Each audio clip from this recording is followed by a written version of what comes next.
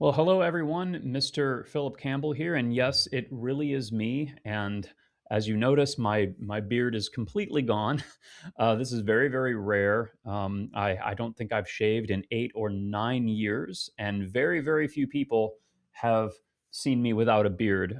Um, I decided it was time to see my cheeks, see if my face looked the same as it did a decade ago. It does, and I'm going to be going like this until after Christmas, and then probably growing my iconic beard back. So try not to be too alarmed by the sight of beardless me. There's obviously been a lot of conversation recently about AI and the impact it's having across our society. And obviously, this is something that's very near and dear to my heart as an educator and a writer. I wonder how AI will affect how students interact with information. I wonder if it will make my job obsolete in the future. I wonder if it will lead to the general dumbing of human beings across the coming decades. It's probably the number one societal thing that I fret about in my spare time. One of the major concerns with AI is that it has gotten so sophisticated and realistic that it's becoming very difficult to distinguish truth from fiction, right? To distinguish actual photos and video footage from AI fabrications. And this obviously happens all the time on the internet when people see videos that they mistakenly think are real and they turn out to be AI generated. It warps our ability to see something and recognize whether that is real or not. I've heard people say that with the emergence of AI now, all photo, video, audio evidence is always going to be suspect. That no longer, having a video of something is going to be proof that it actually happened because it could be AI generated. And all the time I see people that are taken in, but it's not merely that people are mistaking fake AI generated content for reality. The opposite is also true, where I'm increasingly seeing people are looking at actual real historical video or photos and dismissing it because they think it's AI, especially younger people who don't have any firsthand historical knowledge of what they're looking at. And that's why I have this clip of Weird Al Yankovic up on the screen. I saw this great video on Instagram the other day, and this is a mashup that Weird Al Yankovic did with Eminem back in I think 2003.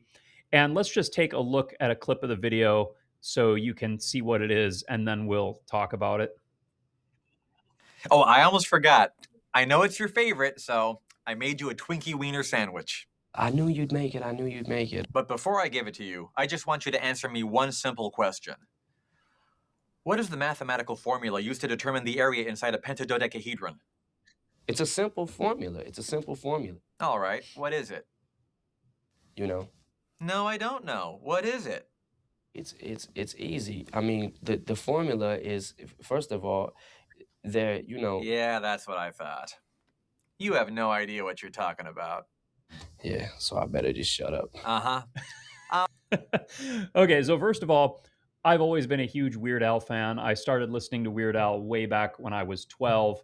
I've seen him in concert before. I've kind of followed his career, and what you see here is classic a classic Weird Al mashup. And of course, the way what he used to do is obviously he would take real life interviews with celebrities, and then he would selectively edit out clips, and then he would edit in his own questions.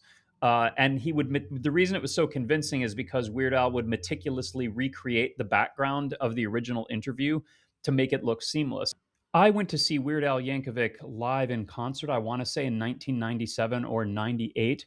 And these mashup videos actually used to play in between his songs. Because if you know anything about Weird Al, you know that he performs many of his songs in elaborate costumes, imitating the artists whom he is parodying. So he would say, perform a certain song at the concert, and then he would have to go change into an entirely different costume, and it would take 5 to 10 minutes. And in between each song, he would play these mashup videos. And I remember that when I saw him, he played this mashup video, which was with Paul McCartney. Let's take a brief look at this.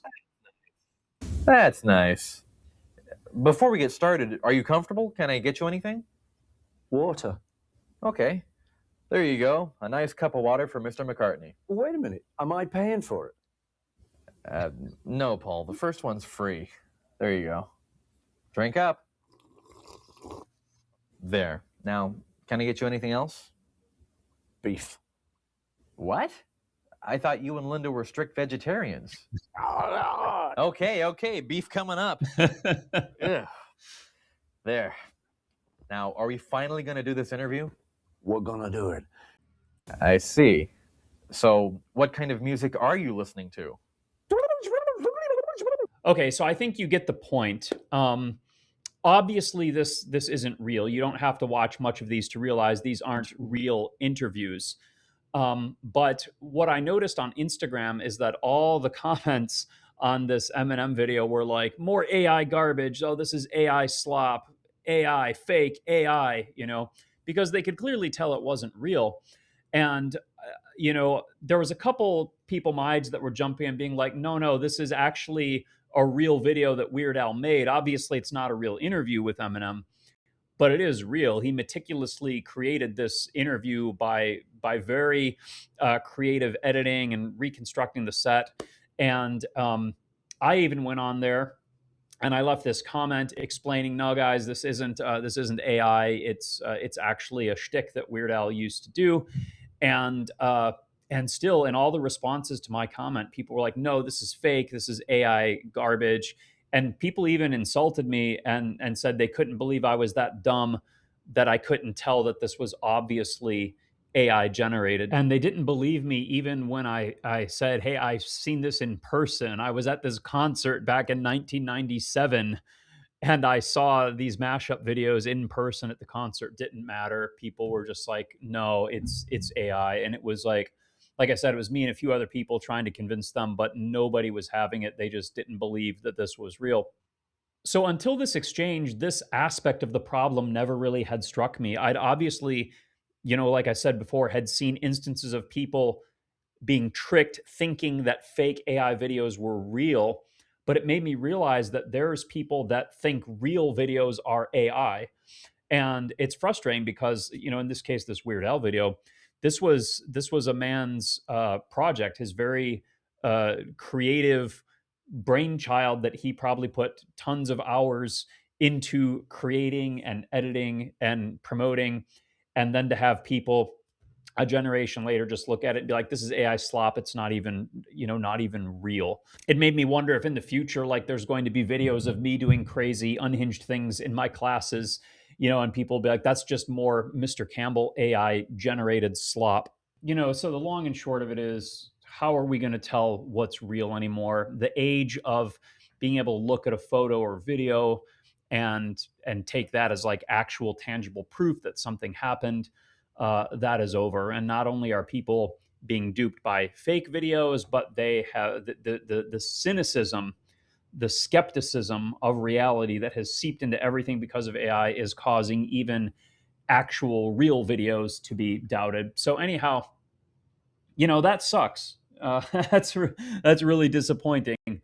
Okay, that's all I got for today. Let me know what you think in the comments. I'm sure that most of the comments are going to be about my mustache. But okay, thanks for watching, and I hope you have a happy Advent and a Merry Christmas.